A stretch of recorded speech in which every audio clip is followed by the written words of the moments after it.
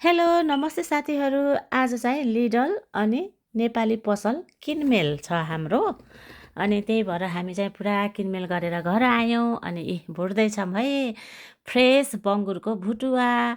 अनि अरू तरकारीहरू पनि सबै अब धेरै मासुहरू ल्याएर एकैचोटि हामीले पोको पोको बनाएर राख्ने गर्छौँ नि त।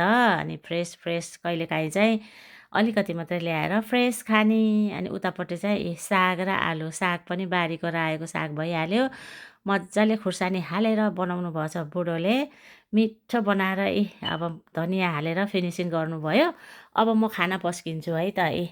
मजाले साग, आलुको तरकारी अनि भुटुवा धेरै नहाल है भन्दै हुनुहुन्छ।